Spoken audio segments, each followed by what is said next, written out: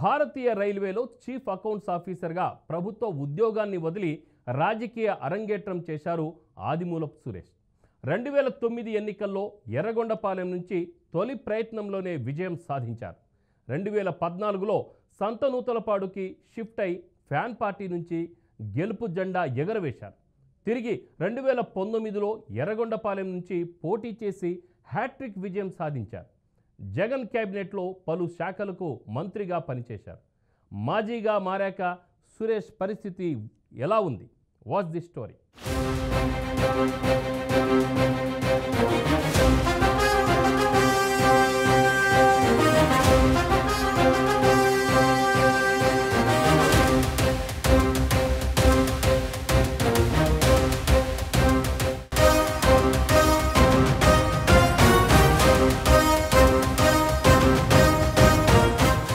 ఆదిమూలపు సురేష్ అంటే రాజకీయాలలో పరిచయం అవసరం లేని పేరు.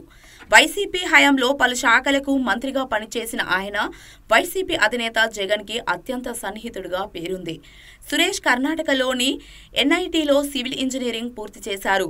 అనంతరం భారతీయ రైల్వేలో చీఫ్ అకౌంటెంట్స్ ఆఫీసర్గా ప్రభుత్వ ఉద్యోగంలో చేరారు. అనంతరం రాజకీయాలపై ఆసక్తితో కాంగ్రెస్ నుంచి రాజకీయ అరంగేట్రం చేశారు. 2009 ఎన్నికల్లో ఎర్రగొండపాలెం నుంచి కాంగ్రెస్ అభ్యర్థిగా పోటీ చేసి తొలి ప్రయత్నంలోనే విజయం సాధించారు. వైఎస్ రాజశేఖర్ రెడ్డి ఆశీస్సులు పుష్కలంగా ఉండడంతో సీనియర్లని సైతం పక్కన పెట్టి రాజకీయాలకు కొత్తైన సురేష్కి అవకాశం దక్కింది. దీనితో సురేష్ రాజకీయాల్లో నిలదొక్కుకోవడానికి ఎక్కువ సమయం పట్టలేదంటారు ఆయన అనుచరులు. తొలిసారి విజయం సాధించడం, అందులోనూ పార్టీ అధికారంలోకి రావడంతో కాంగ్రెస్ హయాంలో సురేష్ హవా బాగా నడిచిందట. దీనితో ప్రకాశం జిల్లా రాజకీయాలలో సురేష్ దూకుడుగా వ్యవహరించేవారని రాజకీయ వర్గాల్లో వినిపించే మాట.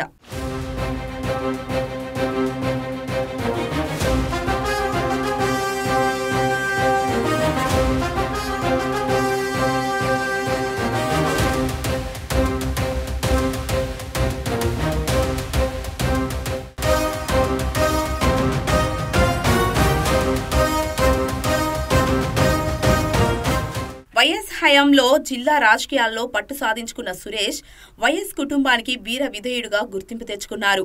ఆ పరిణామమే తర్వాత కాలంలో వైసీపీ వైపు అడుగులు వేసేలా చేశాయని ఆయన వర్గీయులు అంటుంటారు.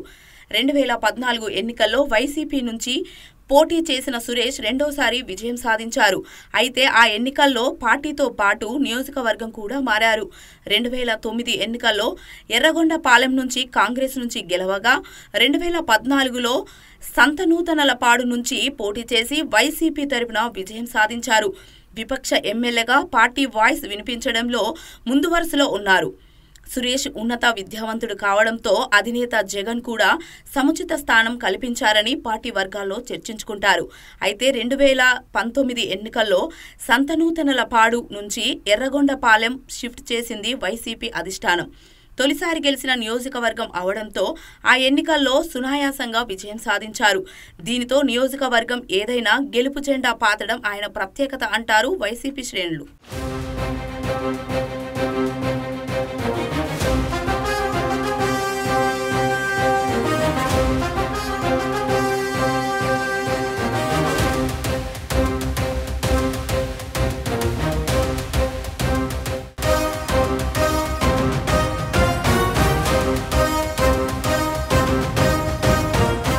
సురేష్ వరుసగా 3 సార్లు గెలిచి హ్యాట్రిక్ కొట్టడం, దీనికి తోడు వైసీపీ అధికారంలోకి రావడం, అంతకు మించి జగన్ కి ఆప్తుడుగా ఉండడంతో జగన్ మంత్రివర్గంలో స్థానం సంపాదించుకున్నాడు. వైసీపీ హయాంలో తొలి దఫాలోనే విద్యాశాఖ మంత్రిగా బాధ్యతలు చేపట్టారు.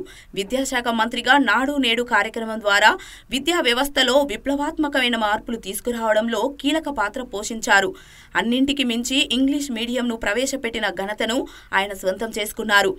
రెండో దఫా మంత్రివర్గంలో అవకాశం దక్కిందని అంతా భావించినా మరోసారి మంత్రిగా సురేష్ ప్రమాణ స్వీకారం చేశారు. జిల్లాలో సీనియర్ నేత అయిన బాలినేనికి మరోసారి అవకాశం దక్కలేదు. దీనితో ప్రకాశం జిల్లాలో సురేష్ హవా కొనసాగింది. రెండో దఫాలో సురేష్ కి శాఖను మార్చారు జగన్. మున్సిపల్ శాఖ మంత్రిగా బాధ్యతలు చేపట్టిన ఆయన ఆ శాఖపై పట్టు సాధించారు. సురేష్ నియోజకవర్గం మారిన ప్రతిసారి గెలుస్తారని భావించిన జగన్ 2024 ఎన్నికల్లో కొండేపి నియోజకవర్గానికి మార్చారు. అయితే కొండేపిలో వైసీపీ గెలిచిన దాఖలు లేవు. ఆ ఎన్నికల్లో గెలిచి బోని కొట్టాలని వైసీపీ అంచనా వేసింది.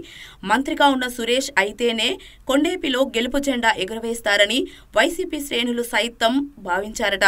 కానీ ఎన్నికల ఫలితాల తర్వాత వైసీపీ అంచనాలు తారుమారయ్యాయి.